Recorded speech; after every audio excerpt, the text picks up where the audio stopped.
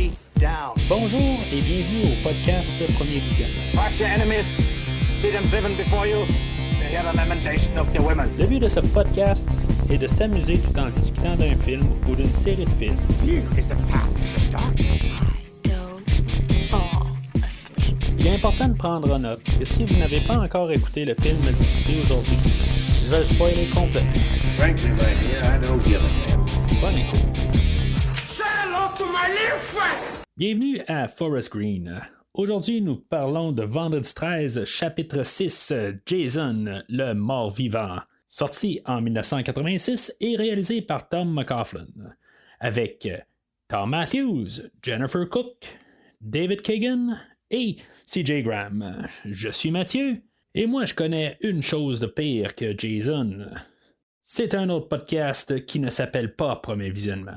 Alors aujourd'hui, on continue la rétrospective des slashers Jason et Freddy que j'ai commencé là, il y a plusieurs mois, même l'année passée.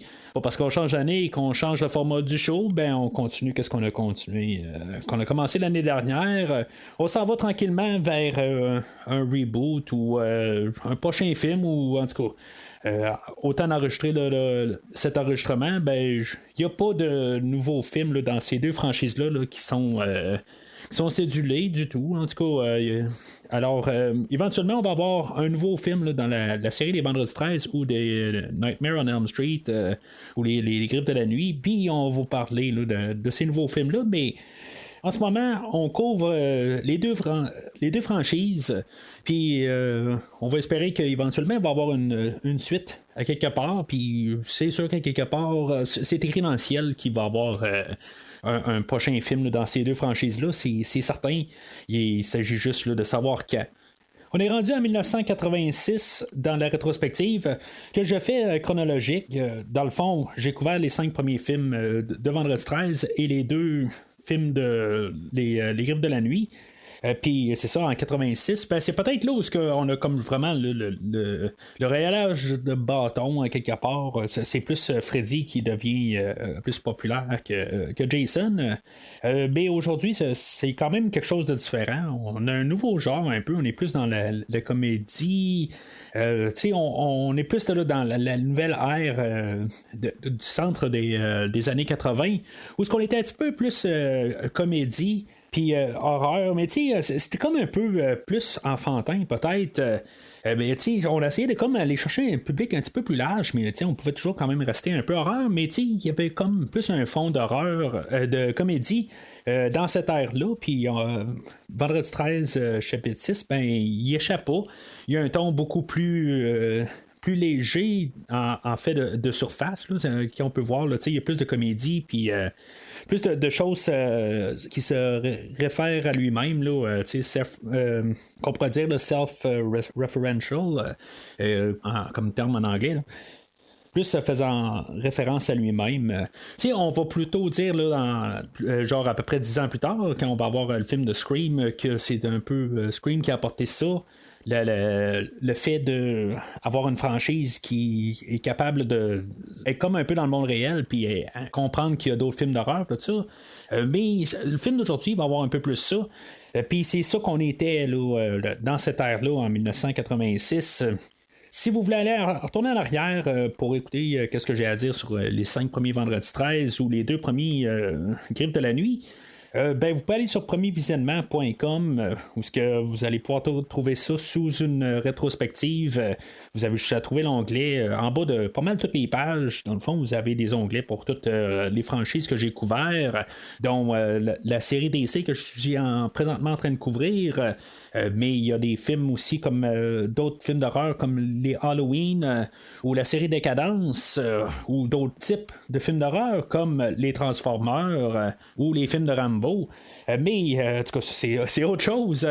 Mais vous pouvez aller sur premiervisionnement.com puis vous allez peut-être trouver quelque chose qui pourrait vous intéresser à part le film d'aujourd'hui. Comme tous les autres films que j'ai écoutés dans la franchise, dans le fond, pour comme faire un doublon avec le film puis regarder des bonus.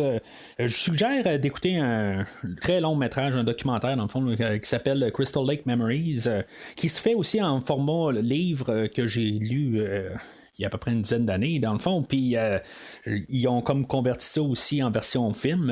En tout cas, je vous conseille vraiment, là, si maintenant vous êtes fan de la franchise, il y a un film là, qui est vraiment là, qui couvre tous ces films-là, qui s'appelle Crystal Lake Memories, que j'ai dit, mais il y a aussi un peu sa contrepartie pour Nightmare on Elm Street, qui est fait sensiblement par les mêmes personnes. En tout cas, c'est la même maison de production en arrière. Puis, tu sais, on voit comme tous les films avec la perspective de tous les, plusieurs des acteurs qui ont joué dans le film, puis plein de personnes dans la production, puis la musique, puis tout ça. Fait que je suggère vraiment ça. Si, mettons, vous êtes fan de la série des films de Vendredi 13, ben je vous conserve vraiment ça là, comme atout. Il y a dernièrement, l'année passée, il y a un nouveau coffret là, dans les films de Vendredi 13 qui est sorti. Puis bien sûr, j'ai comme changé de coffret. À mi-chemin. Maintenant, je prends les nouveaux disques pour pouvoir regarder un peu les bonus pour pouvoir parler du film d'aujourd'hui. Aujourd'hui, j'ai écouté le nouveau commentaire. Il y a 4 commentaires pour le film d'aujourd'hui, mais je me suis plus concentré sur le nouveau commentaire. Les autres commentaires, je les avais déjà écoutés dans les versions antérieures. Commentaire qui a apporté quelques petites choses nouvelles, mais pas grand-chose. Dans le fond, tout est pas mal documenté sur le film d'aujourd'hui. Mais c'est quand même le fun là, d'avoir entendu comme les acteurs un peu plus de 30 ans plus tard discuter du film. Ils sont peut-être 10 personnes à peu près. Là. Il y a le réalisateur, il y a 4-5 acteurs qui sont là-dedans, dont l'acteur qui fait Jason, puis même d'autres acteurs là, qui apparaissent juste pour quelques minutes. Mais c'est quand même assez... c'est intéressant, c'est le fun.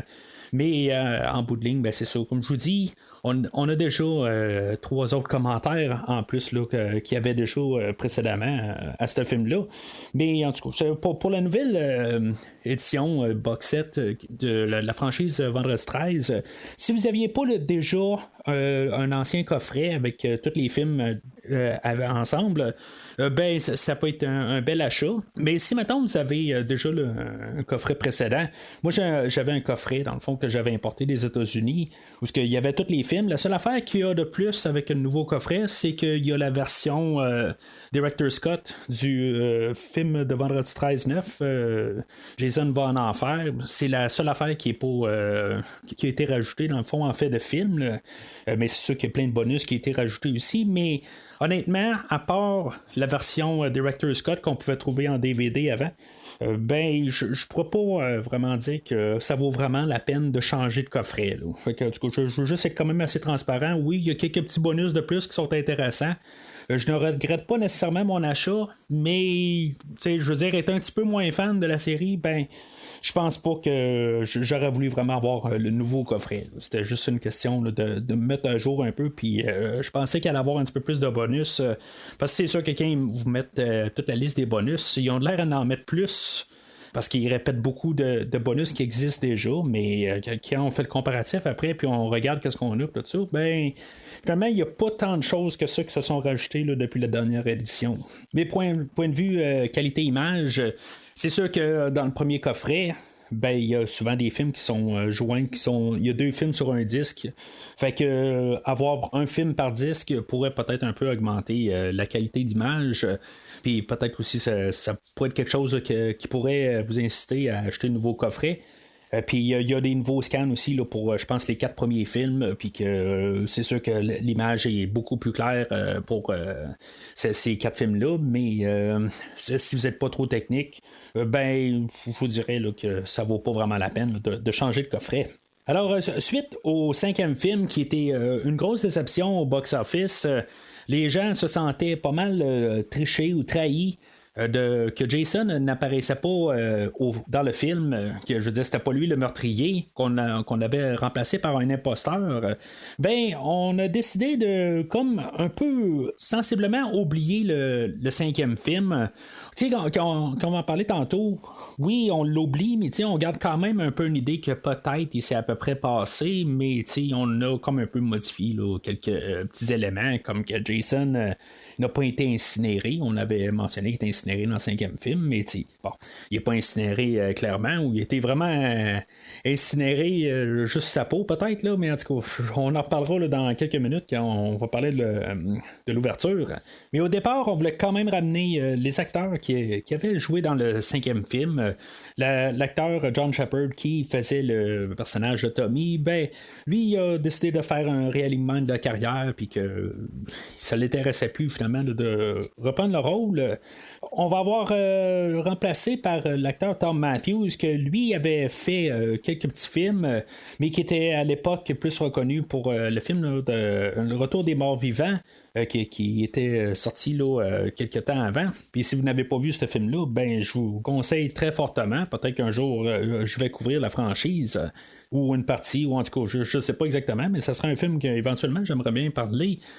Mais en tout cas, on avait le personnage aussi de Reggie qui avait été demandé de revenir, puis que supposément qu'on l'aurait tué en début de film, puis finalement, ben c'est ça, lui il s'est dit, bon ben regarde, moi ça me tente pas de revenir pour me faire tuer, fait que lui a refusé aussi l'offre, fait que ça a permis quand même aussi de recommencer un peu à nouveau, puis un peu de distorsionner un peu l'histoire. Mais le problème avec Jason, ben c'est ça, qu'on avait dit qu'il était mort, puis dans le 5, ben c'est ça, comme j'ai dit tantôt, ben on l'avait incinéré, fait que on a changé ces détails-là, puis il fallait trouver une manière de le ramener, fait qu'on avait réalisateur Tom McLaughlin, que lui, c'était un gros fan de films d'horreur de la Universal, des vieux films, plus particulièrement des films comme Frankenstein, que dans le fond, lui, dans sa tête, aussitôt qu'on lui a dit, bon ben, il va falloir trouver une manière de faire revivre ou réanimer Jason de parmi les morts, puis bon, ben, tu sais, il s'est dit, bon ben, c'est bon, parfait, moi, je vais faire Frankenstein, mais en version vendredi 13. Fait que, tu sais, mettons, on écoute le film les films de la Universal des années 30, on peut voir vraiment un parallèle, puis c'est pas mal la même affaire, dans le fond, qu'on a le monstre qui était créé suite à la foudre, puis c'est ça qu'on va utiliser dans le fond pour le réanimer. Ça se tient pas tout à fait comme idée en bout de ligne, mais à quelque part ça va être l'idée qu'on va faire pour le ramener, puis on va créer des nouvelles bases pour le film. Bien sûr, en changeant un peu le ton du film, ben on a quand même ramené Harry Manfredini pour la musique, mais lui, il s'est quand même rendu compte que bon ben je peux pas faire exactement la même affaire. On a changé carrément le ton du film, fait que il est de retour, mais il y a un son qu'on va reconnaître à Harry Manfredini, mais on l'a comme adapté au nouveau genre que McLaughlin il a créé pour le film.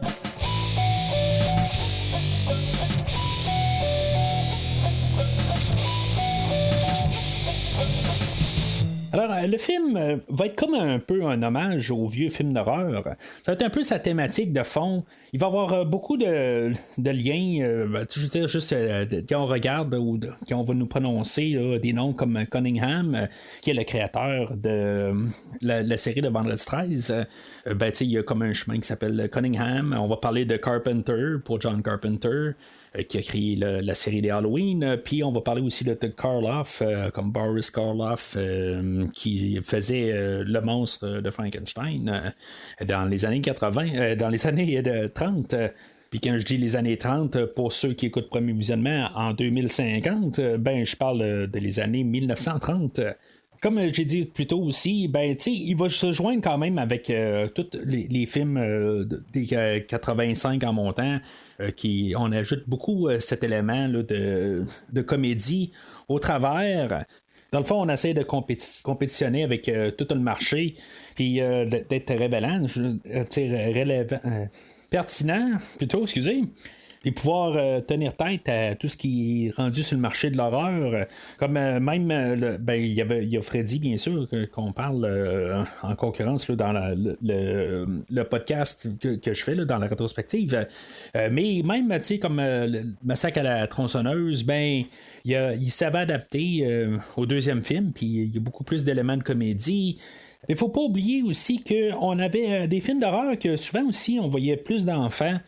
Puis c'est ça qui va être un petit peu drôle aussi, que oui, dans les 2 derniers Vendredi 13, on avait apporté des enfants pour combattre Jason à la fin du film, mais là, on va ramener vraiment des petits-enfants pour faire aussi une question de comédie, puis c'est pour vraiment, comme, pas que le film doit devenir plus familial, mais dans le fond, c'est un film qu'on vise pour les adolescents, adultes, mais à quelque part, c'est comme on veut quand même qu'il y ait des enfants qui puissent se voir un peu dans les personnages.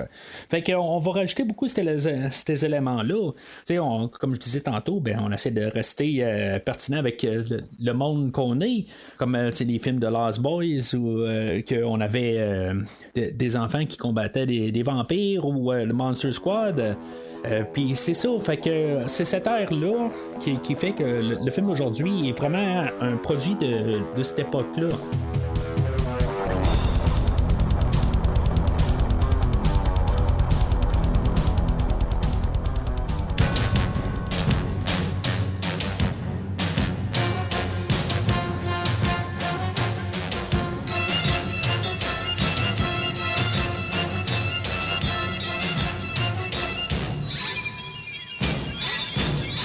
Alors, le film ouvre un peu comme le dernier film, dans le fond.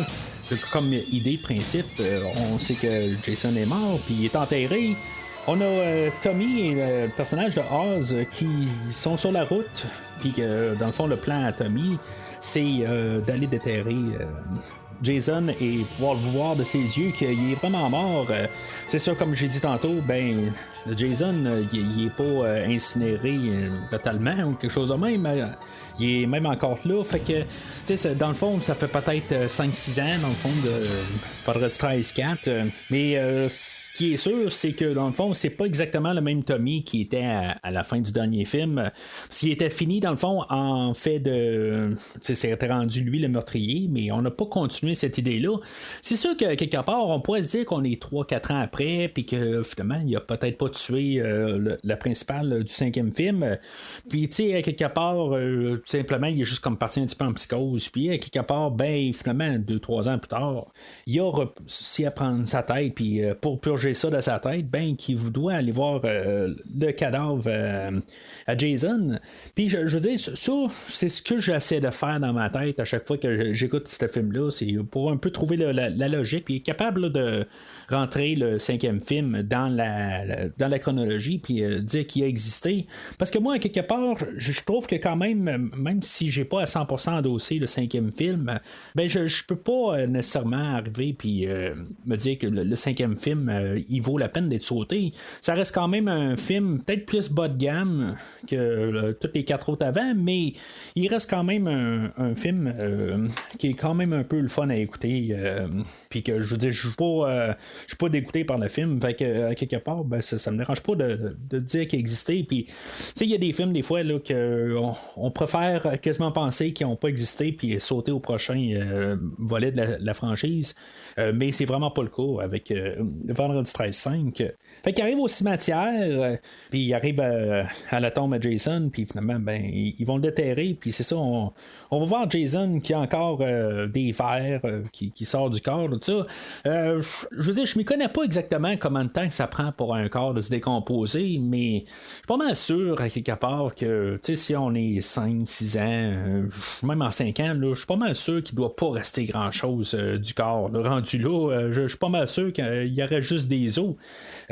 Pour les besoins de l'histoire, il faut qu'on ait gardé quelque chose du corps. Je veux dire, juste à la base, le cerveau serait tout détérioré, pareil, même s'il resterait un petit peu là, de quelque chose là, de viande ou, je veux dire, du corps de Jason, quelque part, on s'entend qu'il y aurait juste plein de verre dans le cerveau, tout ça, je veux dire, là, c'est dégueulasse ce que je dis, là, mais c'est ça pareil, là, je veux dire, il y a les yeux intacts, tout ça, là, une fois qu'il est réanimé. Mais en tout cas, je veux dire, il faut vraiment comme partir là, dans un monde fantastique, quelque part. On n'est plus dans l'ère des 5 premiers films. On est vraiment dans autre chose aujourd'hui, puis c'est ça qu'on veut faire, quelque part. On pousse la franchise dans une autre direction. Puis c'est soit on embarque ou on n'embarque pas, puis on le sait là, dans les 10 premières minutes. Si mettons on embarque, si on embarque, ben, tant mieux, puis tant pis si on n'embarque pas. On va quand même embarquer l'idée. On va voir Tommy qu'il va avoir comme un peu des flashbacks auditifs de Vendredi 13-4 où ce qui est en train de tuer Jason, puis dans le fond il va comme ça fâcher, puis ça va être sa raison pour dans le fond enlever un des barreaux du cimetière, puis aller poignarder Jason. Puis c'est à partir de là que la foudre va prendre sur le bâton, puis qu'il va le ressusciter. En tout cas, c'est niaiseux, mais c'est ça. Puis ça tombait comme par hasard qu'ils ont amené le masque de Jason, juste dans le fond, pour le faire brûler avec. Parce que c'était ça, dans le fond, le plan Tommy, c'est qu'il voulait le voir, puis le faire brûler par-dessus, le faire incinérer par la suite. En tout cas, je ne sais pas exactement, dans le fond, il aurait brûlé les cendres, puis finalement, il n'y aurait rien resté de lui. Probablement le grand plan qu'il y avait, mais la foudre est arrivée à temps, puis Jason, ben, il va se lever de parmi les morts. Autre chose qui ne dit, qui va pas exactement tout détruire le film de Vendredi 13-5. Il y a le personnage de Oz, ok, on l'a jamais vu dans Vendredi 13-5, mais ils vont quand même dire qu'ils viennent d'un asile quelque part, une maison de correction, ou en tout cas une maison de transition, puis que c'est un peu pas mal le même terme qu'ils utilisent là, pour Vendredi 13-5. Fait que ils ont pris quelques éléments pour du 5, mais on peut juste comme un peu lier un peu si mettons on laisse tomber une couple de petits détails, ben il y a quand même une suite avec Vendredi 13-5, puis il existe, mais on n'en parle pas tout simplement. Alors Jason il sort de son trou et il va aller voir, il va foncer sur Tommy, mais en bout de ligne, il va comme être juste là, planté, il va regarder Tommy, pendant que Tommy, lui, il va essayer d'y lancer de l'essence dessus, puis essayer de le faire pogner en feu, mais la pluie va pogner en même temps. Qui va faire que Jason va juste comme rester planté là, exactement. C'est quand même assez drôle quand même quand on y pense. Juste, Jason, il a l'air à vouloir comme peut-être le tuer, mais en bout de ligne, il reste là, il attend.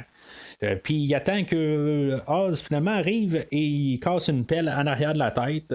Quand même un meurtre assez brutal à partir de là où que Jason il va donner un coup de poing à Oz puis il va le transpercer au complet.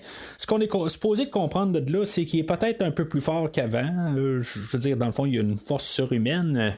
Bon, là, ok, c'est sûr que peut-être que les muscles n'ont pas été mangés par des vers de terre, mais en tout cas, c'est ça, ben, en tout cas, je niaise là-dessus. Mais si on regarde quand même dans les derniers films, Jason avait quand même une très grande force. Puis, à quelque part, comme dans le 3, il a écrasé une tête. Puis, je veux dire, c'est quand même une force surhumaine pour faire ça. Fait que, zombie ou pas, ben, il aurait été capable là, de défoncer carrément là, le corps de Oz. Mais tu sais, c'est vraiment le cœur qui reste dans ses mains. Tu sais, c'est assez vite, quelque part. Je sais que c'est une scène qui a été coupée au montage, là, un peu à cause là, des censures. Tommy va se sauver de là. Puis, dans le fond, on va voir notre générique. Mais je sais pas si, mettons, j'aurais pas peut-être préféré au moins qu'on ait 2 ou 3 personnes qui meurent au début. Puis, peut-être d'avoir Tommy quasiment qui meurt au début. Je le sais pas. Tu sais, je trouve que peut-être juste une personne. Je trouve que c'est un petit peu moins. Je sais pas, j'aurais voulu peut-être un petit peu plus comme début. Mais c'est pas que j'aime pas le début. Quelque part, je pense que plus qu'on a recommencé ça, peut-être qu'il aurait dû avoir 2 personnes avec Tommy, ou Tommy aurait dû comme être retiré quelque part. Je le sais pas. Je pense que ça aurait dû être un plus gros massacre pour commencer le film, à mon avis. Fait que Jason il reprend son masque, puis c'est là qu'on a James Bond qui genre c'est un montage dans le fond. Si vous me suivez depuis longtemps sur le podcast, ben vous savez que je suis un grand fan de James Bond, puis de voir juste ce clin d'œil à James Bond qui est pas d'horreur dans le fond, mais juste avoir le clin d'œil de Jason dans son œil qui va tuer à l'écran tout ça, puis pour partir, pour montrer qu'il est de retour tout ça. Je veux dire, je trouve que moi, je trouve ça le fun, à quelque part. C'est un bel petit hommage, tout ça. Je sais qu'il y a des gens qui aiment pas ça, mais moi, en tant que fan de James Bond, je trouve ça bien le fun. Et c'est le générique qui embarque, pareil comme les 5 derniers films. On n'a pas d'explosion, par contre, pour introduire le générique, comme dans les 2 ou 3 derniers films. Mais on a la musique d'Harry Manfredini qui revient. Peut-être un petit peu plus mélodique cette fois. Tu sais, dans les derniers films, j'étais juste en train de dire tout le temps qu'il n'y a pas vraiment de mélodie, qu'on peut siffler. Tu sais, on peut pas vraiment trouver la mélodie ou un thème spécifique. Mais cette fois, ben c'est ça, il y a un peu plus. C'est pas qu'on est capable de trouver une mélodie spécifique, là, mais je veux dire, on dirait qu'elle a plus de musique en bout de ligne. Puis honnêtement, je trouve que c'est une trame sonore là, qui est très forte. Je l'aime bien, la trame sonore d'aujourd'hui. Probablement, là, quand on regarde toutes les trames sonores jusqu'à maintenant, c'est probablement la trame sonore qui est le plus écoutable en dehors des films, parce que je sais, il y a quand même un peu plus de mélodie, puis hors contexte, ça devient plus quelque chose. Tandis que dans les derniers films, ben, hors contexte, ça sonne plus comme du bruit, là. Fait que je suis bien content que dans le fond, on a quand même ramené Manfredini pour juste altérer un peu ses thèmes précédents. Mais ça garde quand même son son et sa saveur quelque part. Parce que des fois, quand on décide de changer des choses, ben on se dit bon ben on va amener un nouveau compositeur. On veut pas prendre l'ancien compositeur parce qu'on veut tout changer un peu puis on veut redonner du sang nouveau. Mais j'apprécie beaucoup que Harry Manfredini soit revenu pour ce projet-là. Alors on revient du générique, puis on voit Jason juste marcher dans les bois de même. J'ai comme l'impression par contre qu'on a utilisé vraiment comme 2-3 plans, tu sais, qui est comme à la même place, mais on a refait la même affaire. Il y a plusieurs places qu'on va voir Jason sortir des bois, puis j'ai comme l'impression que c'est la même place ou juste à côté. Puis c'est juste une alternance, une séquence alternative, mais que tout a été filmé en même temps. Je sais pas, c'est juste tout le temps le sentiment que j'ai. Oui, sûrement que ça a été tout filmé en même temps, mais j'ai vraiment l'impression que c'est les mêmes places. Je vais en reparler un petit peu tantôt aussi là, d'autres endroits que je pense que c'est pas mal la même place. Puis je sais pas, si moi je suis capable de voir ça, j'imagine que ils ont pas fait vraiment leur job de réussir à tout harmoniser au complet puis qu'on sente qu'on n'est pas à la même place. Parce que en bout de ligne, le temps qu'ils se rendent à Forest Green à la fin du film, ben il va avoir marché quand même un bon bout, puis ça n'aura pas de sens en bout de ligne là, que l'endroit qui est tout de suite en partant du cimetière. Fait que Tommy va se rendre au bureau du shérif, puis c'est sûr que là on a l'introduction du shérif, puis on essaie de tout de suite les placer à l'opposé. OK, ben c'est sûr que s'il y a quelqu'un qui saute dans le bureau du shérif puis qui dit bon ben regarde, on a déterré quelqu'un puis il est encore vivant, c'est sûr que le gars il a un problème en bout de ligne. Ce qui est quand même le fun du personnage du shérif, c'est que il va quand même sympathiser avec Tommy. C'est pour ça qu'il va pas l'envoyer en dedans dans le fond, puis qu'il va même peut-être pas le retourner à l'hôpital. Il va le sortir de la ville. Mais c'est ça que je trouve quand même un peu le fun en bout de ligne, parce qu'il aurait pu arriver puis juste se le prendre pour un fou. Qu'il va faire, il prend quand même pas pour quelqu'un là, de ben sain d'esprit, mais c'est ça, il y a quand même des faits là, que il va être quand même un peu trois-dimensionnel comme personnage. Mais je sais pas si Tommy aurait peut-être dû juste peut-être pas dire le petit bout qu'ils ont déterré Jason, peut-être juste dire qu'il y avait un tueur qui était sur la route en ce moment, tu sais. Je le sais pas exactement. Il s'est peut-être pas pris là, de la bonne manière. Mais l'autre côté, c'est sûr que le shérif est un petit peu vraiment l'offensive tout de suite.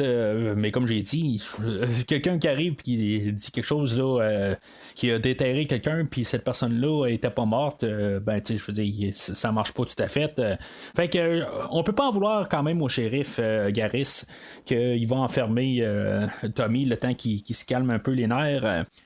Fait qu'on va sauter au personnage de Lisbeth et Darren qui s'en vont au camp de Forest Green, qu'eux autres vont être des moniteurs à cet endroit-là. Puis je pense que c'est la première fois. Je vais avoir écouté ce film-là vraiment là, une trentaine, quarantaine de fois.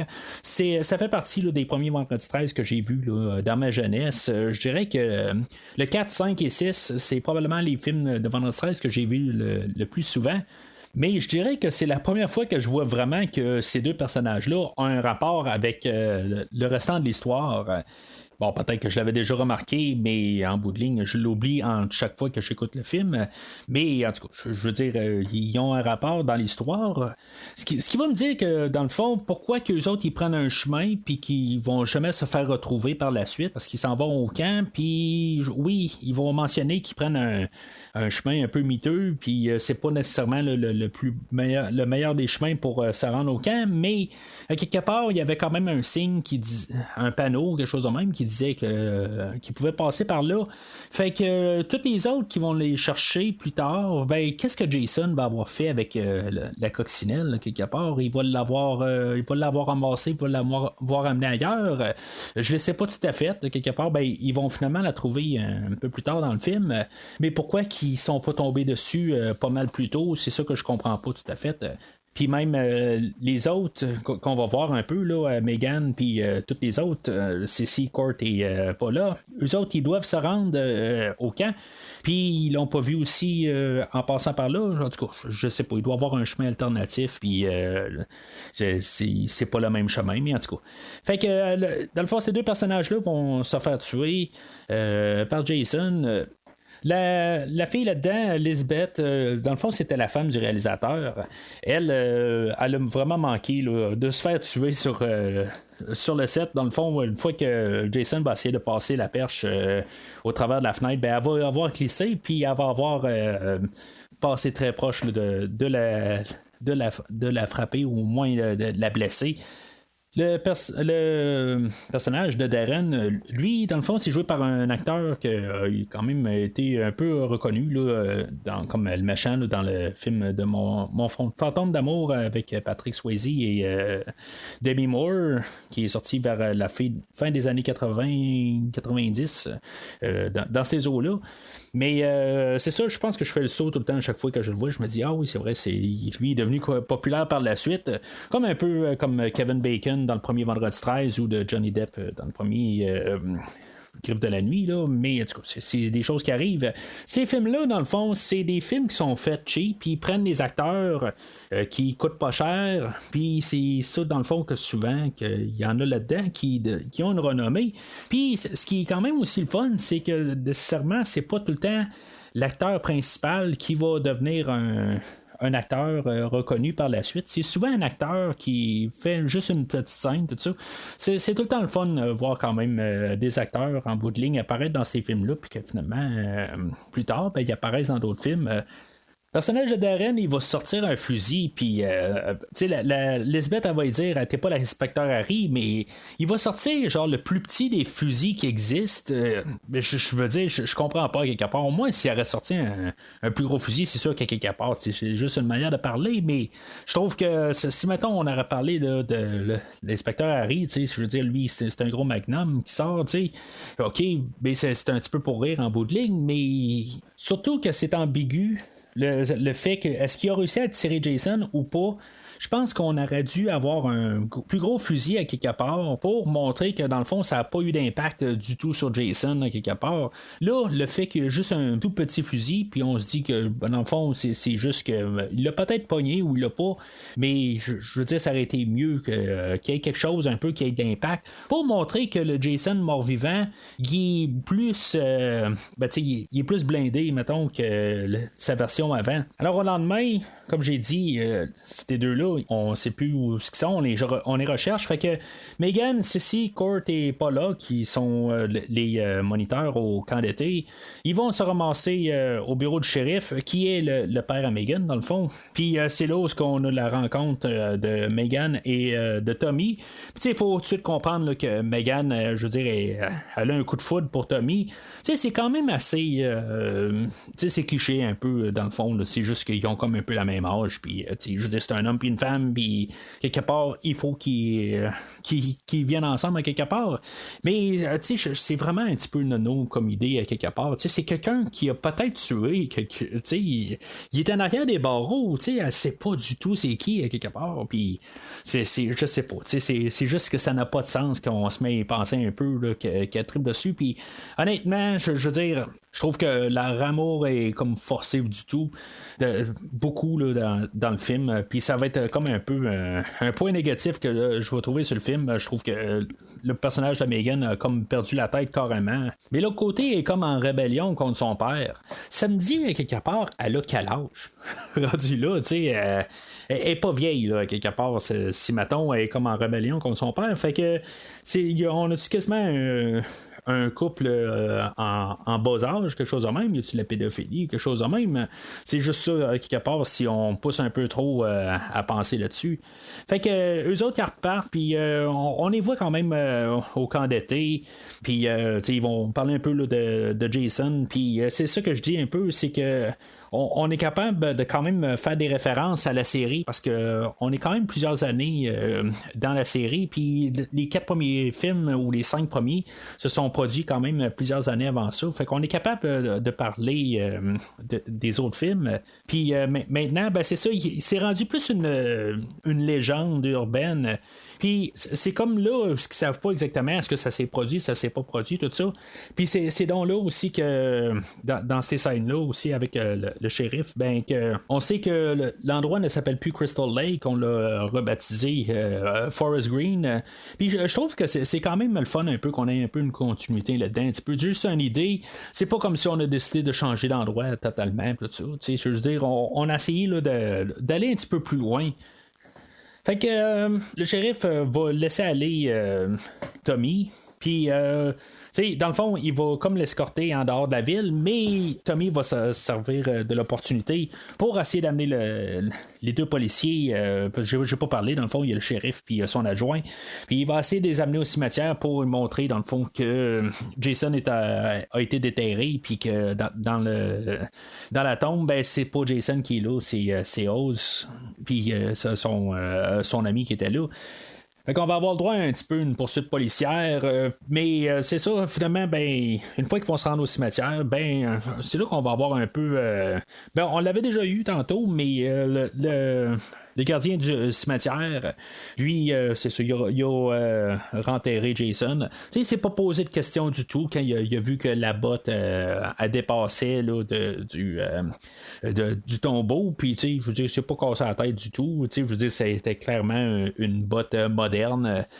Mais, je veux dire, Jason était comme... Tu sais, je veux dire, c'est vraiment pas comment que Jason est habillé. C'est sûr que le gars qui s'occupe du cimetière, il en a un petit peu rien à foutre, un peu rendu là. Puis, tu sais, on essaie de faire un peu des répliques dans ce film-là. C'est comme l'adjoint, lui, il va sortir son fusil avec un laser dessus, un pointeur laser plutôt. Puis, on va lui dire qu'est-ce que. Tu sais, le point rouge qui est, là, ben, ça pète, ou il y a bang en version anglaise.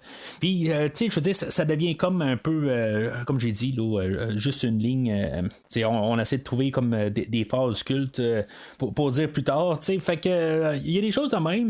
On essaie de juste comme juste avoir des lignes quelque part pour commercialiser les choses quasiment. Puis c'est comme quand cette scène-là termine, quand finalement les policiers ramènent Tommy, ben le gardien du cimetière il me fait comme ça retourner de bord, puis il dit bon ben est-ce qu'on me prend pour un con de déterrer Jason puis aller voir si c'est vraiment lui. Puis c'est comme coupé avec les enfants qui crient oui, parce que dans le fond les enfants là, sont comme motivés là, par les moniteurs tout ça, ils sont au camp d'été tout ça. Fait que c'est comme des choses qu'on essaye là, comme tout le temps là, qu'on ait des choses qui se passent dans notre tête puis qu'on ait des réponses comme au début quand Lisbeth est décédée, ben elle avait sa carte de crédit qui partait là, dans l'eau, puis il faut que les gens pensent en même temps pour partir de la maison sans la carte. C'est comme un peu tout le temps des répliques qu'il y a, puis honnêtement ça mérite un petit peu. Peut-être que la première fois ça me dérangeait pas trop, mais sur une 30e écoute, je dirais que ça peut devenir redondant, puis à quelque part, oui, c'est comme un peu bien écrit, mais c'est comme trop ça tout le temps. Fait que, au travers de toute l'histoire principale, il y a comme des montages de personnes qui doivent se faire tuer, dans le fond, juste pour monter le taux de mortalité au film. Puis, je veux dire, ils sont très transparents avec ça. Dans les premiers montages du film, ils disaient, bon, ben, il n'y a pas assez de morts dans le film. Fait que. Même si ça ne fait pas vraiment partie là, de ce qu'ils disent, qu'ils ont rajouté des meurtres gratuitement dans les films, ben moi je vois ça vraiment comme quelque chose de pas rapport du tout. On a des 4 personnes qui jouent au paintball dans les bois, puis ce sera pas le même acteur qui va faire Jason dans cette scène-là. C'était les premières scènes qui ont été filmées. On a Roy, Larry et Stan que eux autres ils se promènent dans le bois, puis il y a Larry et Stan qu'eux autres vont se faire tuer par Katie. Puis qu'elle avait pas mal tué tout le monde, dans le fond. Elle avait tué le personnage de Burt. Burt, lui, c'est un genre d'enragé. Tu sais, ça fait comme drôle un peu entendre tout son discours, tout ça, parce que lui, tu sais, je veux dire, vraiment macho, quelque part.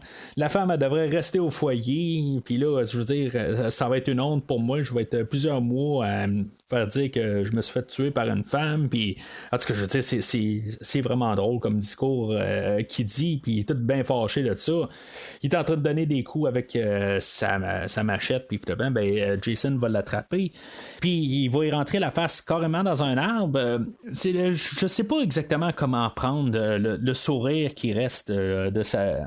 Une fois qu'il y a la face renfoncée dans l'arbre. Je veux dire, c'est comme drôle un peu, mais quelque part, ça n'a comme pas rapport tout à fait.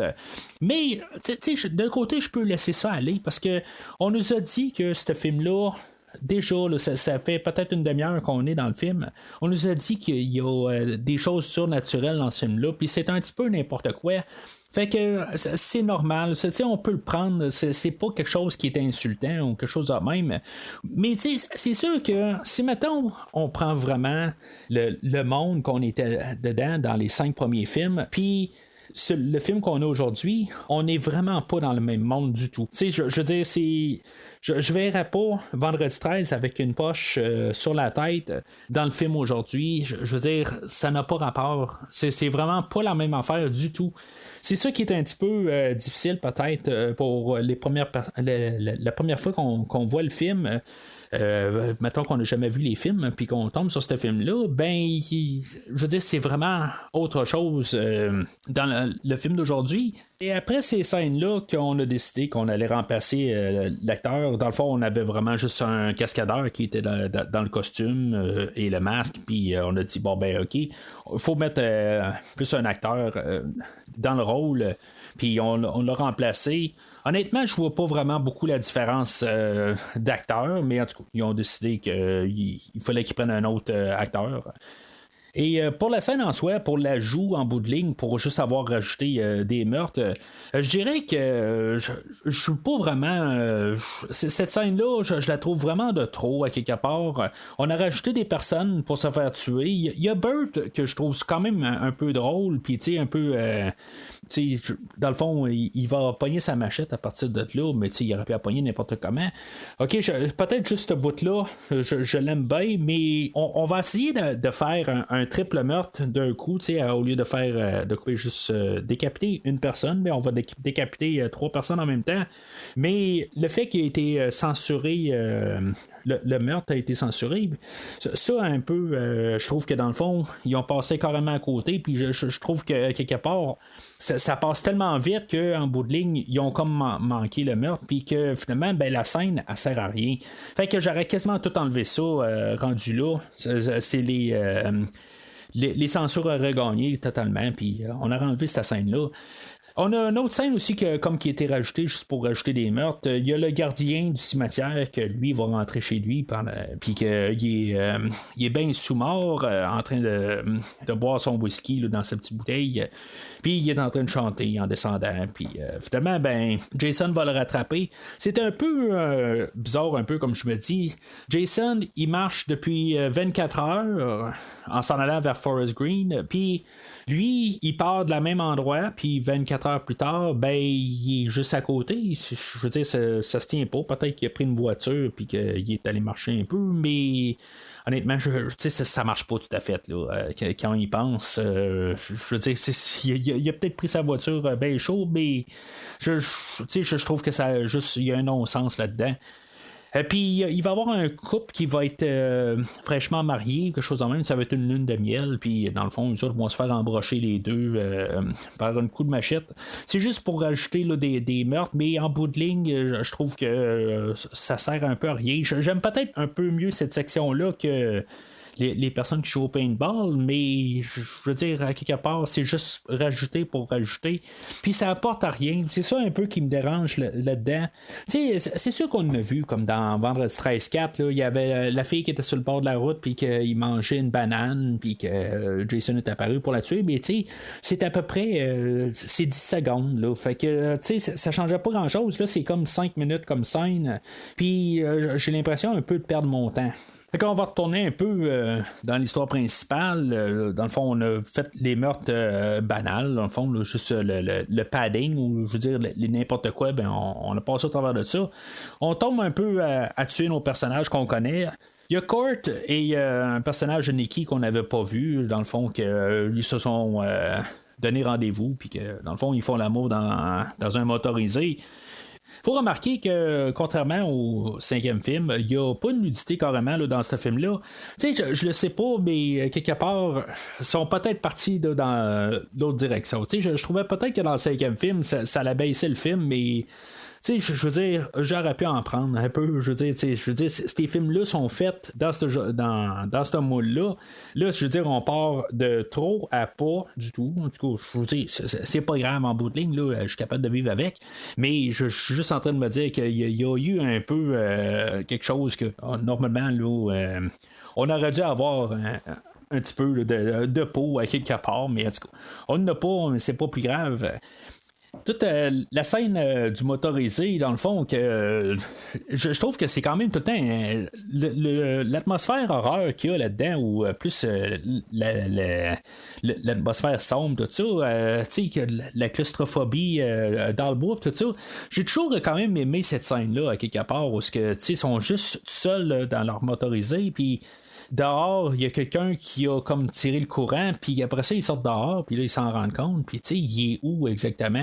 J'ai toujours quand même aimé cette scène-là, tu sais, je veux dire, c'est quand même un petit peu malaisant, quelque part. Si on se met à leur place, c'est quoi qui se passe alentour, tu sais, fait que j'aime quand même pas mal cette atmosphère-là. Puis qu'après ça, il rembarque dans le motorisé, puis que là, le motorisé part pas, puis que finalement, tout va bien, fait qu'on repart de la musique dans le piton. On écoute du Alice Cooper, que lui, dans le fond, il a réussi à avoir un contrat pour faire 3 chansons dans le fond pour le film, puis qu'il va faire la tune thème que je vais parler à la fin du film. Mais tu sais, on avait vu une petite course ou une poursuite automobile un peu plus tôt dans le film, puis là, ben, tu sais, on va avoir même un genre de cascade avec le motorisé qui va virer sur le côté. Ce qui est quand même drôle pour. Tu sais, il y a Jason qui va rentrer un couteau dans la tête à Court, puis quand on regarde juste les plans de séquence, tu sais, quand ils font un film, souvent là, ils font des storyboards qu'ils appellent. Tu sais, dans le fond, ils prennent des images, puis qu'est-ce qu'ils veulent à peu près faire comme idée, puis juste pour qu'il y ait comme un plan d'établi pour qu'est-ce qu'ils vont filmer. Puis il y avait un couteau, puis qu'il était marqué un couteau de Rambo dessus, puis tu sais, c'est vraiment ça que j'ai toujours pensé. C'est parce que j'ai vu ça aujourd'hui, puis je me suis tout le temps comme dit avant, c'est un couteau de Rambo qui rentre dans la tête, ou peut-être un plus petit couteau de Rambo qui va y rentrer. Puis en voyant les storyboards, ben on voit que vraiment c'était ça l'idée qu'ils voulaient faire. Fait qu'ils ont réussi à passer quand même leur idée de couteau de Rambo.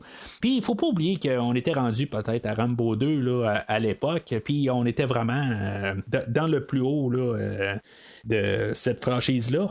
Fait que comme j'ai dit, ben on prend des éléments d'un peu partout là, pour essayer de rester pertinent. Puis c'est ça, il y a Nicky aussi que Jason, avec sa super force, va réussir à renfoncer sa face carrément là, dans le côté du motorisé, puis ça va sortir par l'extérieur.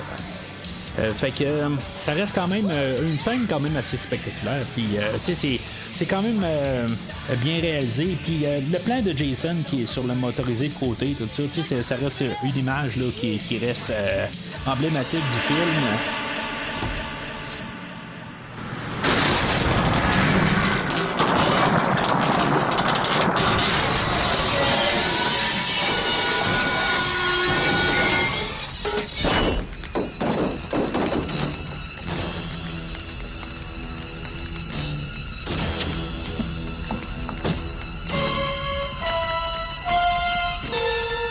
La police, ça va retrouver les corps de Lisbeth et Darren, puis aussi ils vont retrouver pas loin de là.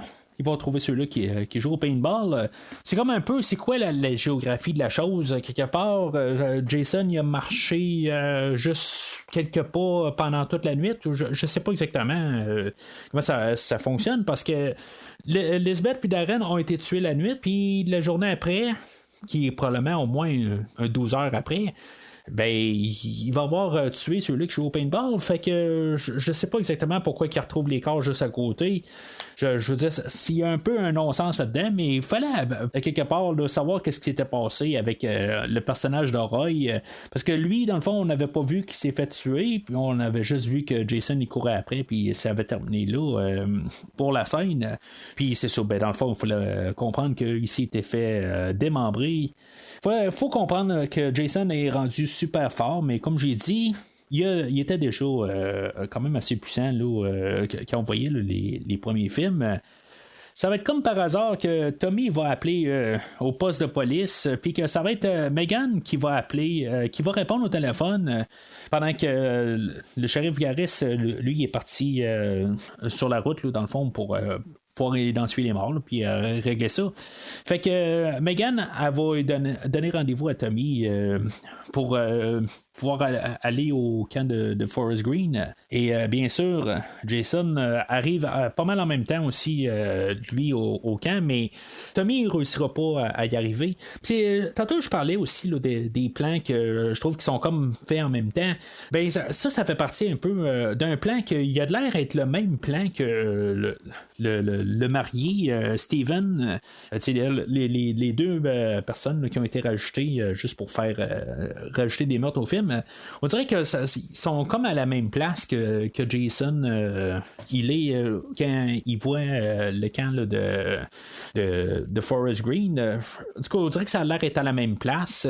Comme que quand on voyait Jason au début du film, ben, ça a l'air d'être à la même place qu'il rencontre Lisbeth et Darren. Mais ça, c'est logique un peu parce qu'en bout de ligne, c'est là qu'on voit Jason la scène suivante.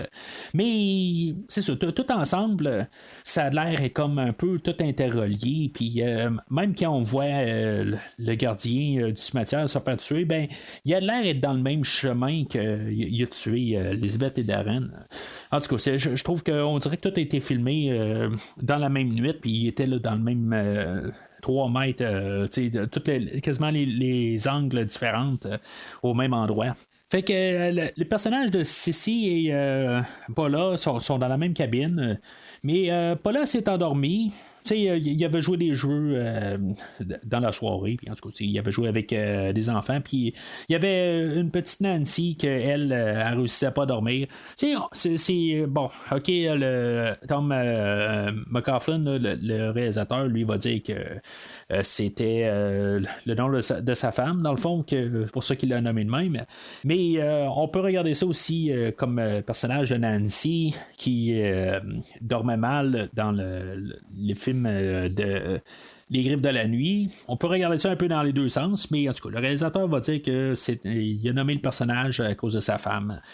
Mais il est quand même capable de dire, bon, tant mieux si ça fait votre affaire, que ça peut être Nancy de Les Griffes de la Nuit.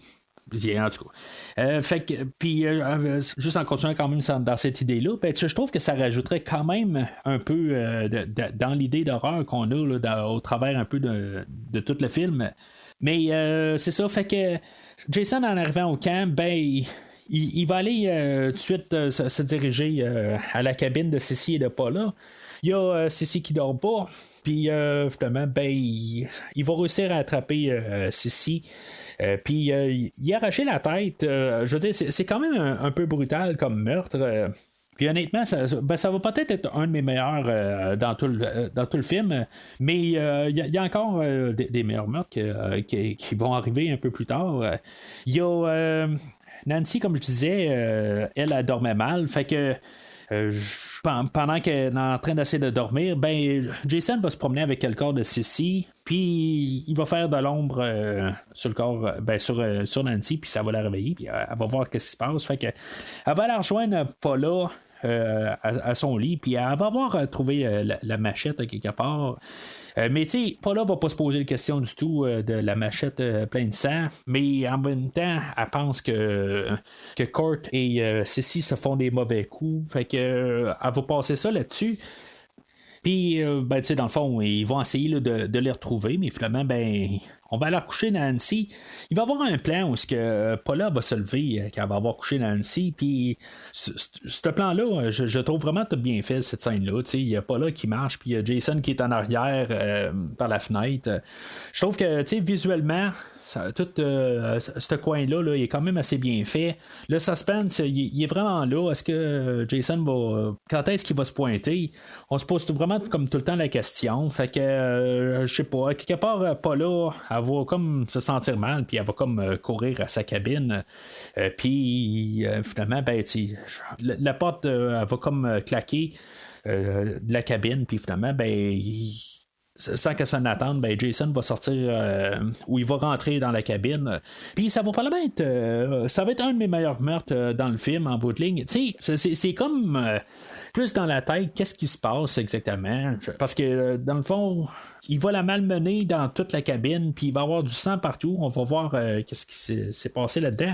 Qu'est-ce qui s'est passé avec elle? L'as-tu tellement massacré en bout de ligne qu'il ne reste plus rien du corps? Je ne sais pas exactement, mais quand il va la passer au travers de la fenêtre, puis il va juste la ramasser, c'est comme, pauvre fille, je veux dire, il était fâché noir, Jason. Il avait comme pas de pitié du tout. Je veux dire, il te la ramasse. Puis je pense que ça va finir à être quand même mon meilleur meurtre, mais il va y avoir un proche numéro 2 qui va venir tantôt. Fait que Megan, elle va aller rejoindre Tommy, puis après ça, ben, ils vont embarquer les deux là, dans la voiture à Megan, parce que le shérif Garris, dans le fond, il est pas mal persuadé que c'est Tommy qui fait les meurtres. Fait que s'il voit la voiture à Tommy, ben, il va se dire, bon, ben, c'est lui le meurtrier, puis il court après. Ça changera pas vraiment grand-chose, parce qu'en bout de ligne, quand il voit la voiture à Megan, ben, il y a une poursuite policière, ben, tu sais, il va poursuivre Megan et Tommy, puis je vous dis, il va y avoir une poursuite. Peut-être que juste, esthétiquement parlant, ben, c'est peut-être mieux voir une genre de Camaro ou une Trans Am, ou je sais pas trop, je ne connais pas vraiment en voiture, comme vous savez, mais c'est peut-être mieux voir cette voiture-là en train de sauver de la police que voir le vieux camion à Tommy. Du coup, ça paraît mieux. Mais ultimement, ben, ils vont se faire arrêter. Tu sais, il y a quand même, je me pose tout le temps la question, est-ce que le shérif Garris, il aurait tiré sa fille ou il aurait tiré sur la voiture à sa fille? Ça, je le sais pas. À quelque part, tu sais, c'est mis dans une position, mais si, mettons, elle aurait décidé de repartir, qu'est-ce qu'elle aurait fait? Je le sais pas, on ne saura pas non plus, mais je me dis tout le temps qu'est-ce qui serait passé. Là. Fait qu'ils vont se ramasser au poste de police. Puis pendant qu'ils sont au poste de police, où le shérif Garris il va insister sur le fait que c'est Tommy le meurtrier, ils vont avoir un appel parce qu'ils ont trouvé le corps de Court et Nikki. Puis à quelque part, ben il va dire quelle heure que Court et Nikki se sont fait tuer. Puis Megan elle va dire que Tommy était avec lui à ce temps-là. Fait que je sais pas, quelque part, quand on calcule dans le temps, puis je veux dire, juste la séquence des scènes, Tommy n'était pas avec Megan dans cette scène. Pendant ce temps-là, c'est sûr que quelque part, tout peut se passer un peu, pas dans le désordre, mais ça peut se passer un petit peu après ou un petit peu avant, là, peu importe. Mais ça fit vraiment pas, parce qu'il y a quand même un bon décalage là, entre les scènes. Puis je trouve que quelque part, est-ce que Megan, elle essaie de couvrir Tommy là-dessus? Parce que, tu sais, dans toute cette conversation-là, il est clair que Megan, elle essaie vraiment de défendre Tommy, tu sais, mais c'est ça, c'est l'amour à rend aveugle, peut-être, là, je ne sais pas trop. Fait que, à quelque part, ils vont comme se trouver un plan d'évasion, hein, quelque part.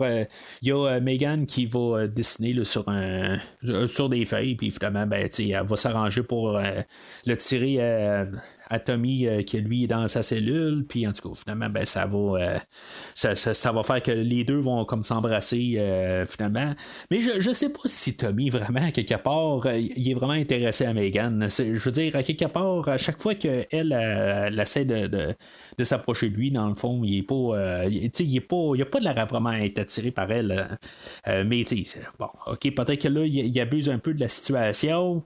Mais à quelque part, là, il y a vraiment plus Jason dans la tête que Megan. Fait que ils vont sortir du poste de police. Ça, c'est en réussissant à mettre l'adjoint derrière les barreaux à la place de Tommy. Puis, on a repassé la ligne là, du point rouge à sa pète ou sa bang, là, en tout cas. Il paraît qu'il y a comme une petite scène supprimée quelque part, qu'il y avait une porte qui ouvrait. Dans le commissariat une fois que lui est enfermé puis qu'il demandait de l'aide puis on savait pas c'était qui rentrait, on pouvait peut-être supposer que Jason était là mais ça aurait comme pas eu de sens parce que c'est clair que Jason était au lac là, il était pas dans le coin là, fait que c'était juste pour peut-être comprendre qu'il s'est fait à quelque part il est pas mort là dans sa cellule parce que tous les policiers vont se faire tuer là, mais à quelque part c'est sûr à quelque part qu'éventuellement, probablement que quelqu'un l'a trouvé, là, mais c'était une scène inutile. Fait que eux autres vont partir du commissariat. Ben, Tommy et Megan vont partir du commissariat. Puis c'est là qu'on va savoir un peu vraiment le plan à Tommy.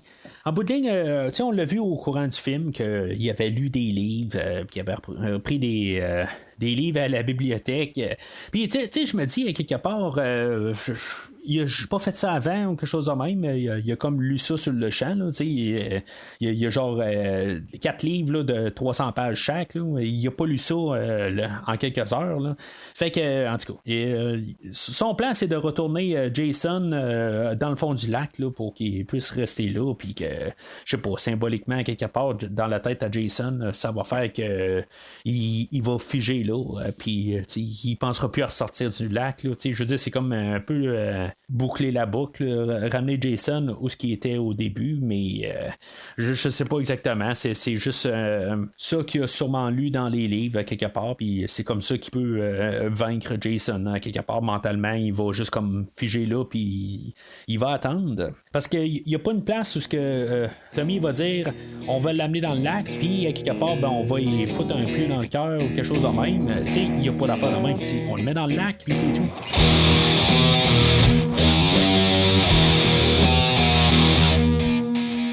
Fait que avant que Tommy et Megan se rendent au camp, ben il y a la police qui s'était rendue au camp. On va avoir vu comme les restants de pas là.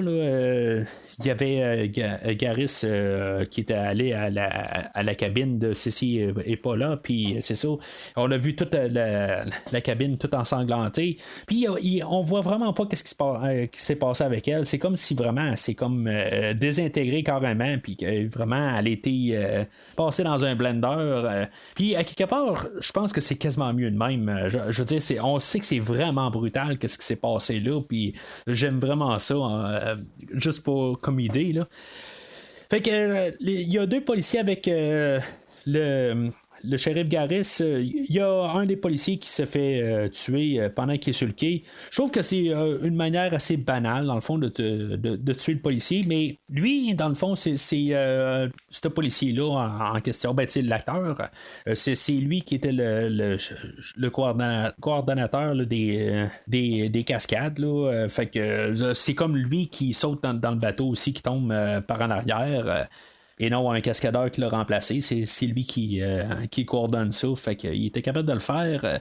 Puis il y a l'autre policier qui se promène, puis que Nancy encore elle tombe dans ses bras quelque part, puis elle s'est sauvée là, de toutes les autres du dortoir, puis finalement, le policier se retourne de bord, puis Jason est là.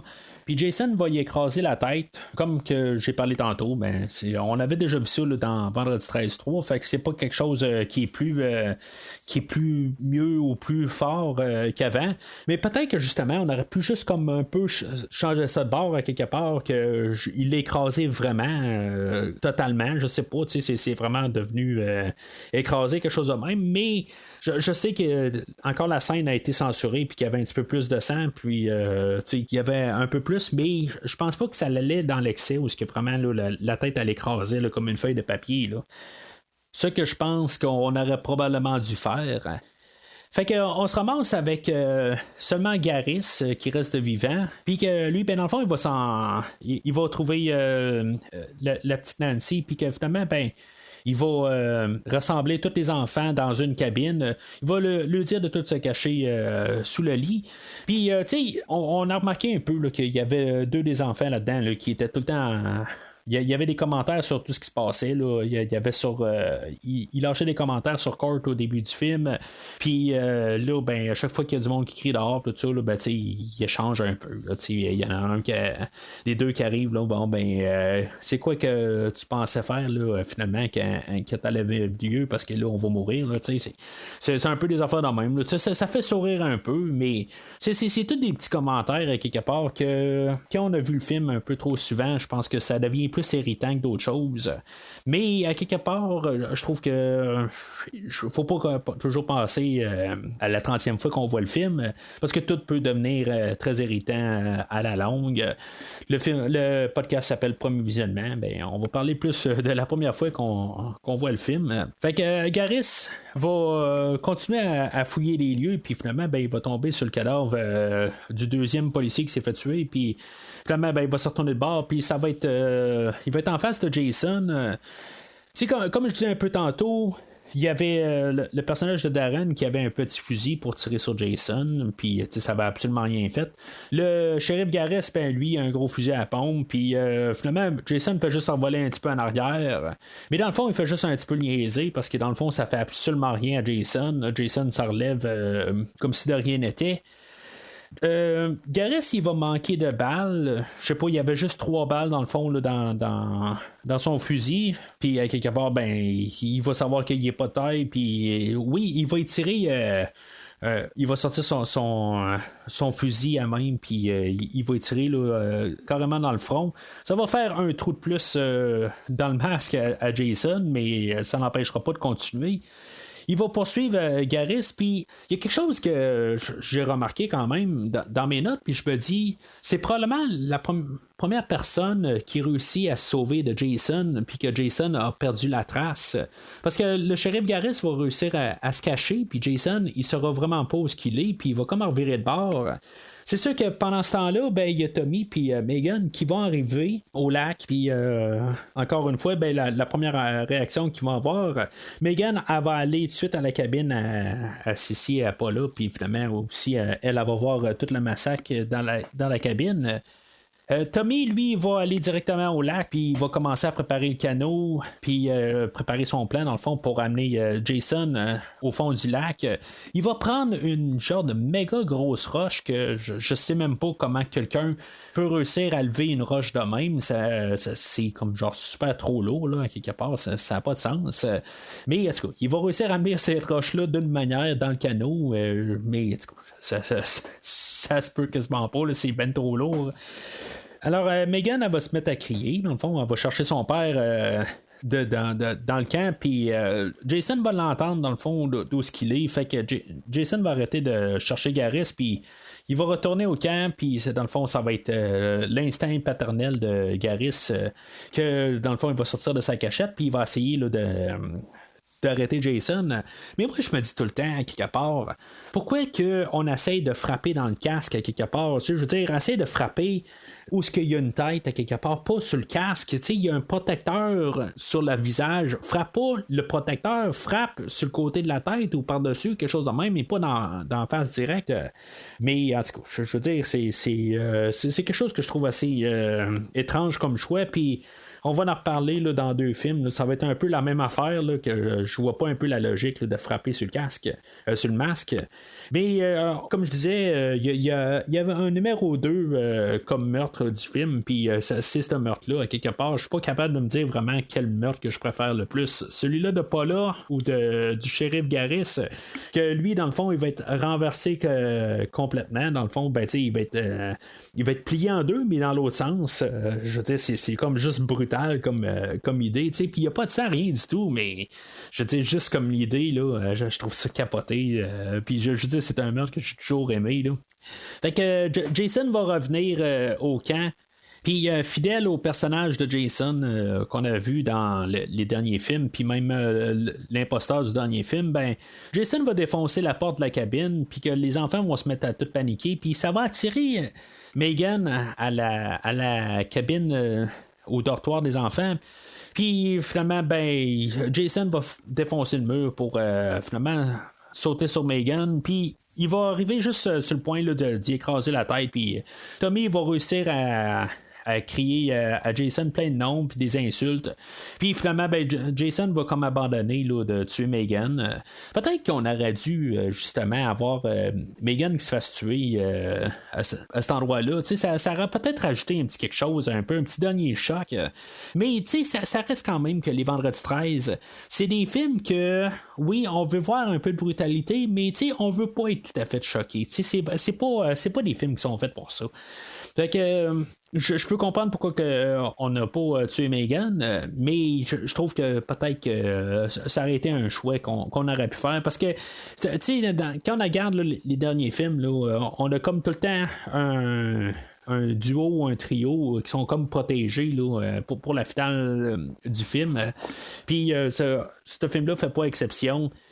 Toutes les personnes qui devaient mourir, ils sont morts, puis il reste juste Tommy, Megan et Jason. Fait que Jason va embarquer dans l'eau, puis Tommy va continuer à y lancer des insultes. Puis Jason va comme disparaître sous l'eau. Je sais pas, à quelque part, ben c'est sûr que Tommy pouvait pas commencer à répandre l'essence alentour du canot avant que Jason se pointe. Mais il y a quand même beaucoup de temps mort à quelque part. Jason pourrait sortir n'importe quand, puis Tommy a pas l'air prêt tout à fait. Tu sais, qu'il est en train de renverser de l'essence alentour, ben il est pas en train là, de se préparer avec la chaîne des mains. Fait que Jason aurait pu sortir n'importe quand de l'eau puis attraper Tommy n'importe quand. Puis tu sais, c'est juste un petit canot quelque part. Tu sais, ça peut renverser très facilement. Mais en tout cas, fait que Tommy va réussir à mettre le feu alentour du canot. Mais tu sais, je veux dire, visuellement, c'est quand même un peu impressionnant. Au moins, il y a quelque chose qui se passe à l'écran. Jason va sortir de l'eau, puis tu sais, dans le fond, je me dis, Jason est tellement fort à quelque part que oui, Tommy est quand même capable un peu de riposter, mais Jason, tu sais, il y a une limite à quelque part parce qu'il faut pas qu'il tue Tommy parce que Tommy est un terreau puis peut-être qu'il va revenir dans les prochains films, mais c'est ça un peu que je trouve qu'il est un petit peu qui a pas de sens tout à fait, mais tu sais c'est quand même un peu stressant à quelque part. Si mettons on se dit que Jason il est comme intuable à quelque part puis que là Tommy, il est juste comme il peut se faire agripper par Jason. Puis, je veux dire, voyons, Jason a comme une super force à quelque part. Puis, je sais pas, tu sais, s'il aurait pu mieux agripper Tommy, ben, ça aurait pu être pas mal la fin.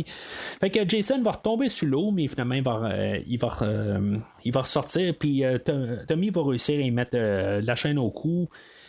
Puis en bout de ligne, ça devait être quasiment ça le plan quand on y pense bien. Il fallait que Jason réussisse à embarquer sur le bateau puis qu'on casse le canot en deux, parce que comment est-ce qu'il aurait réussi à placer la roche dans l'eau par la suite, il l'aurait pas pris, je veux dire, c'était une grosse roche là, que Tommy n'était pas capable de prendre dans ses bras, il a dû essayer de la rouler.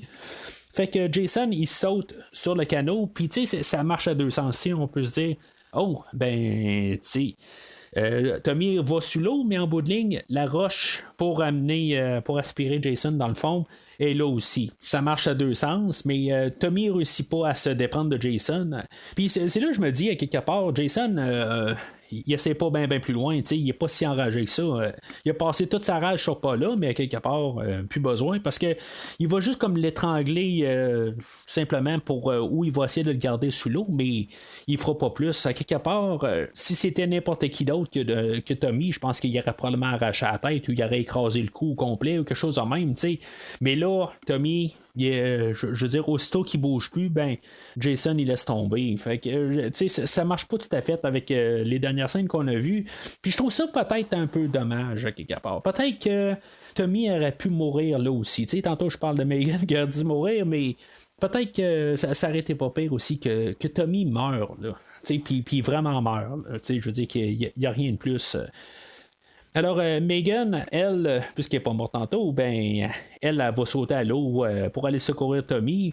Puis, tu sais, Jason, c'est quoi? Il est à genre 4 pieds sous l'eau, quelque part. Il est capable d'attraper les pieds à Megan. Mais Megan, ben, c'est ça, elle va prendre le moteur du canot, puis finalement, ben, elle va comme arracher la moitié de la face à Jason. C'est pas tout à fait clair, ça va comme donner un coup sur la face à Jason, puis ça va comme y casser le cou, quelque chose de même.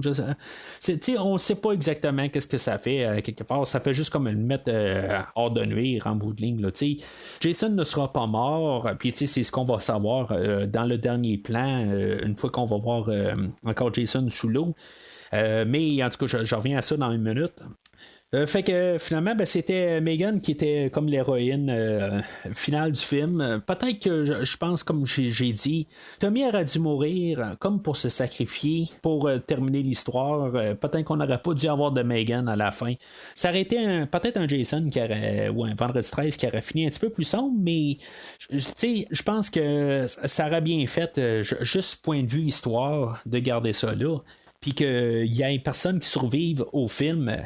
Mais en tout cas, c'est sûr que ça aurait été comme un peu dommage qu'on aurait vu le 7e film. On s'aurait dit, finalement, Tommy est mort pour rien. Mais en tout cas, c'est juste pour le film lui-même, ça aurait été quand même une belle affaire. Fait que Tommy est ramené sur le rivage. Puis finalement, ben... Megan elle va le réanimer, puis ça va pas terminer là. Il me semble que rendu là, ça contredit un peu qu'est-ce que je viens de dire, mais tant qu'à réanimer Tommy, ben, je pense qu'il y avait encore quelque chose à ramener. J'ai comme toujours l'impression que ce film-là finit. Il y a encore une histoire à dire avec le personnage de Tommy Jarvis. Fait que la scène elle coupe assez drastiquement, puis un peu comme on avait vu à la fin de Vendredi 13-3. Ça me fait beaucoup penser à cette scène-là, dans le fond. On retourne à une vision du lac, puis on voit Jason. Bon, ben, dans Vendredi 13-3, Jason était mort, mais... puis il bougeait plus. Ben là, on voit quand même que Jason, il a encore son œil là, qui est encore bien vivant. Puis une chose que j'ai remarqué aussi, il serre le poing. Je sais pas si vous avez réussi à remarquer ça, parce que ça se passe vraiment super rapide, mais aussi il serre le poing. Fait que il y a deux plans pour se dire que Jason est encore vivant. Si on pense que c'est juste l'œil, ben c'est ça. Physiquement aussi, il fait autre chose. C'est ça, ça veut dire que Jason, pendant tout ce temps-là, il pense pas juste à desserrer la chaîne. Je sais pas, tu sais, puis avec sa super force, il est pas capable d'arracher les chaînes. C'est un petit peu nono comme idée, mais c'est comme j'ai dit un peu tantôt. Peut-être que juste l'idée de Jason qui est dans le fond du lac, ben, il y a un traumatisme ou quelque chose de même, puis qui fait qu'il va rester sur place. Il y a une idée qui avait été rejetée finalement quand ils ont filmé le film. Il devait avoir le père de Jason qui devait faire une apparition à la fin du film. On était supposé de... Dans le fond, ça n'a jamais vu... ils n'ont jamais filmé ça, mais ça faisait partie du script initial. Puis c'est ça. On devait avoir le personnage de Elias Voorhees qu'on devait savoir, qui lui, dans le fond, c'était... lui qui avait gardé la pierre tombale, ou en tout cas le entretien au cimetière là, de Jason et de Pamela Voorhees. Puis c'est ça, on devait avoir ce personnage-là, puis pouvoir comprendre que peut-être que en haut de Jason, ben il y avait peut-être son père à quelque part qui était peut-être autant ou encore plus maléfique. C'est une idée qui a été rejetée, puis dans le fond, je suis pas nécessairement fâché de ça. Je veux dire, on garde ça sur Jason. Peut-être que ça aurait été le fun d'avoir un autre personnage qui se rajoute à ça. Peut-être que ça aurait rajouté quelque chose, mais c'est une idée qui a été rejetée. Mais ça aurait fait quand même finir le film comme sur une note plus sombre, comme les deux derniers films. Mais là, on finit plus un peu. Oui, on sait que Jason est encore vivant, mais avec la tune d'Alice Cooper qui embarque par la suite, je sais pas, j'ai pas comme le même sentiment du tout là, que les deux derniers films quand le générique commence. J'ai rien contre la tune d'Alice Cooper, mais on voit que c'est comme un petit peu plus commercial comme film. On a fait un film là, qui veut plaire à tout le monde. La tune The Man Behind the Mask, je veux dire, c'est une tune qui pogne dans la tête. Là, mais honnêtement, je pense qu'on aurait dû faire comme les derniers films, puis mettre encore de la musique là, d'Harry Manfredini là, pour le générique.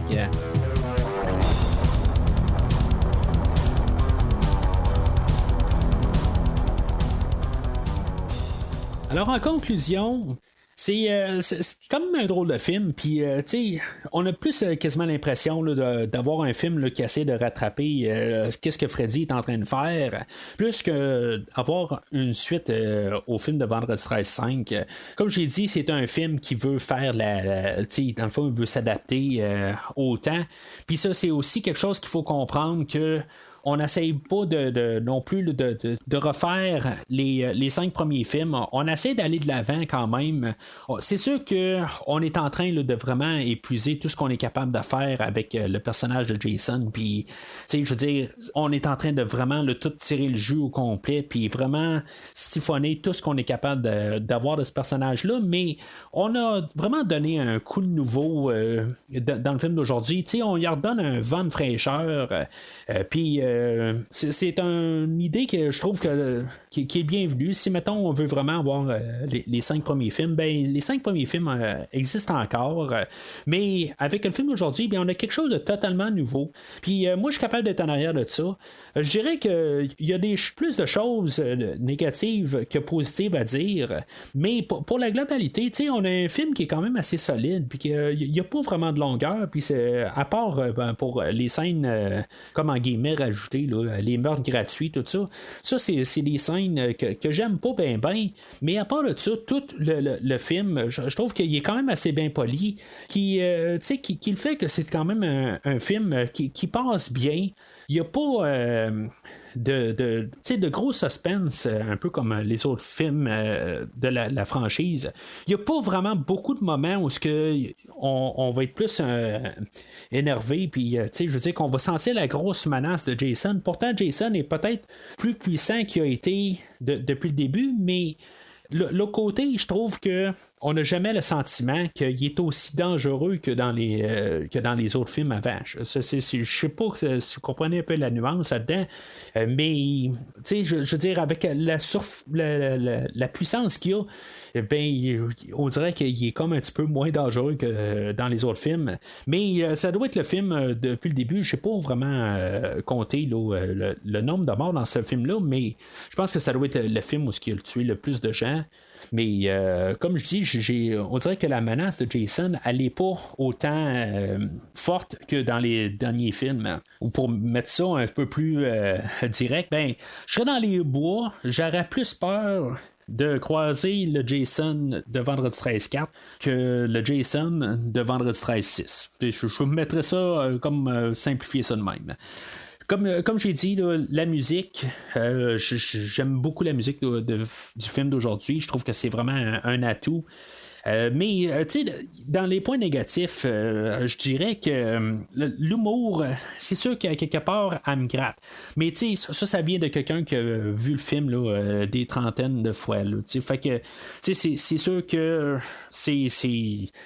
c'est demandé beaucoup à quelque part. Là, je veux dire, j'ai peut-être vu un petit peu trop souvent ce film-là, mais le côté, ça rapporte quand même un peu un vent nouveau. Puis, je veux dire, on a une alternative un peu. On est un peu dans le même monde, là, même si ça ne ressemble pas bien, mais on en rejoue un petit peu, puis ça donne un vent nouveau.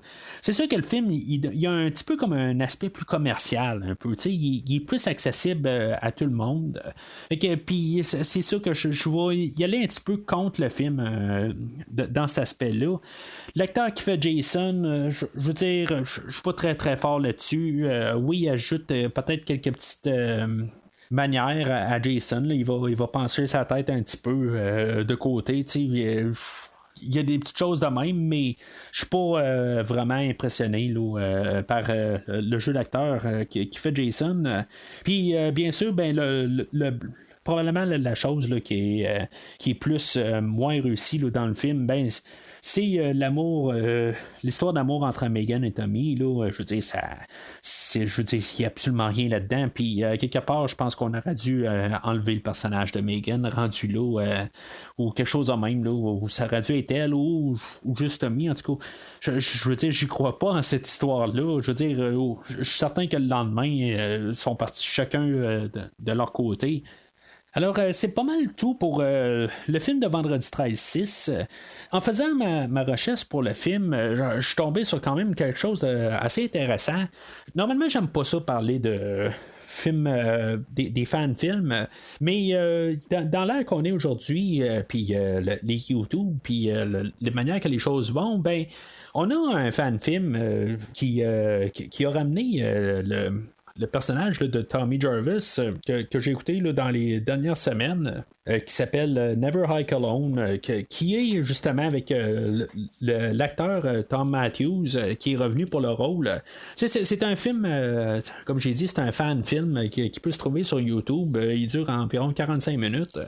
Honnêtement, c'est pas un film que j'ai bien trippé, mais je veux dire, c'est comme un film spin-off du film d'aujourd'hui. C'est un film qui était bien fait, par contre. Je pourrais quand même vous le suggérer. Le film ne paraît pas trop amateur. C'est ça que je trouve des fois qu'il faut faire attention dans les fan-films, qu'il y en a qui paraissent beaucoup amateurs, mais c'est pas juste le fait que Tom Matthews va revenir, il revient pour ce film-là, puis il y a dans le fond, il y a un deuxième film là, qui existe, qui est Never Hike in the Snow, puis dans le fond, il y a le deuxième, troisième et quatrième film là, qui vont sortir sous peu. D'ici la fin de l'année. Fait que je veux dire, c'est comme peut-être là, au total, si on colle tout ensemble, ça va être un 4 heures à peu près, une grosse histoire.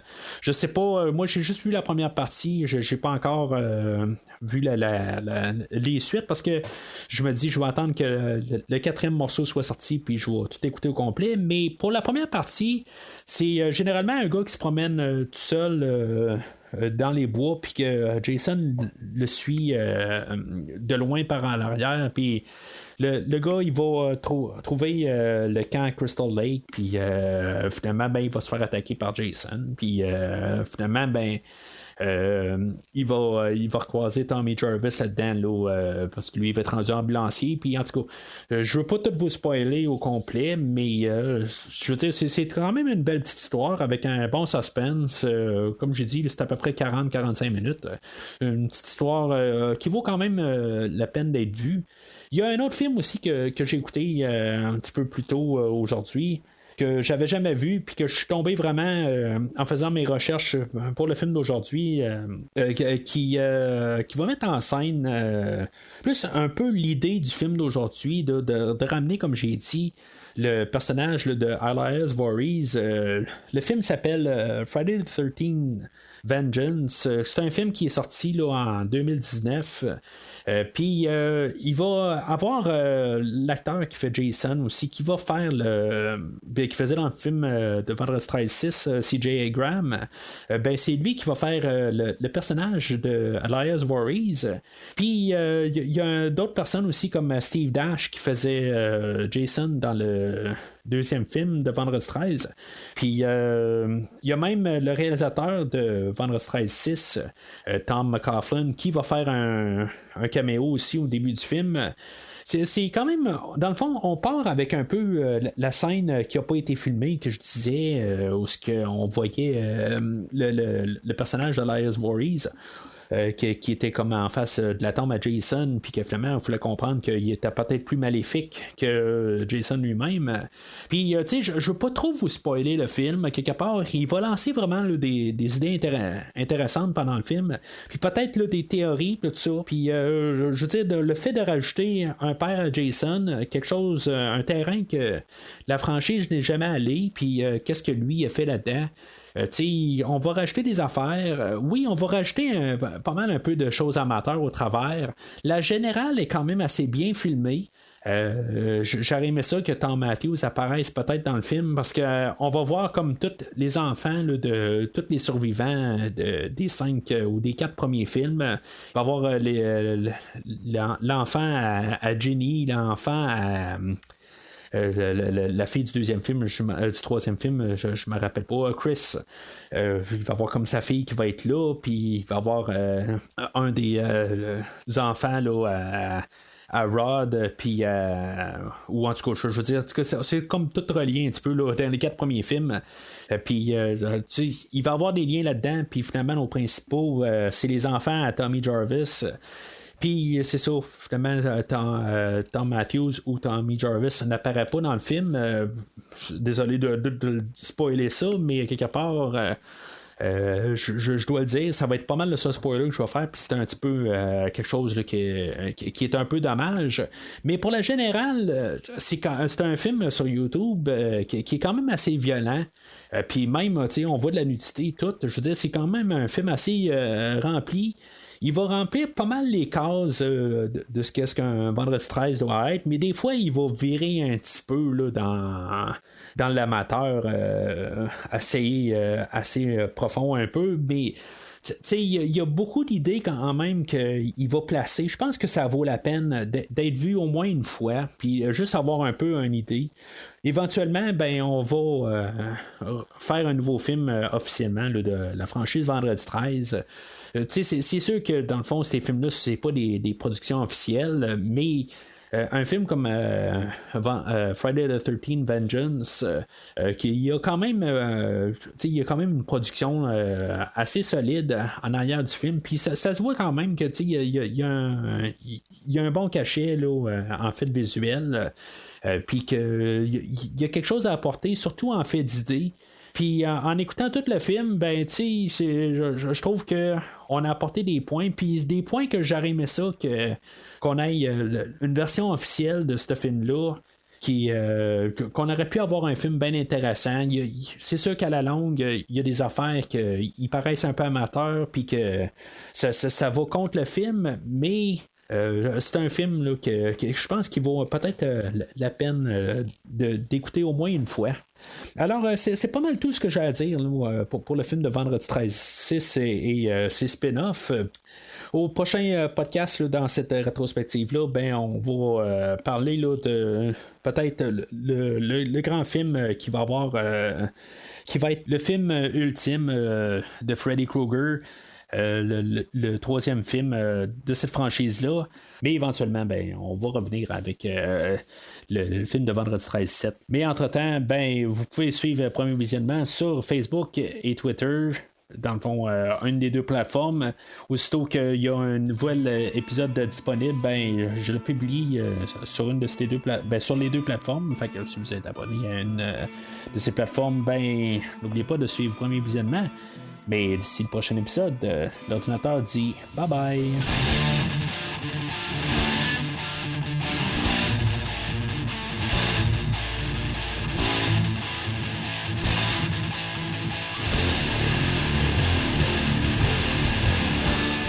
Merci d'avoir écouté cet épisode de Premier Visionnement. J'espère que vous vous êtes bien amusé. Revenez-nous prochainement pour un nouveau podcast sur un nouveau film. Les opinions qui se sont dites sont les miennes et ont pour but de mieux comprendre le film et ou trouver un sujet de discussion et non de servir comme version officielle ou définitive du film discuté ici. N'oubliez pas de suivre la page Facebook de Premier Visionnement pour être informé de nouveaux podcasts. Vous pouvez écouter Premier Visionnement sur plusieurs plateformes, dont Spotify, YouTube et Stitcher. Merci et au prochain épisode.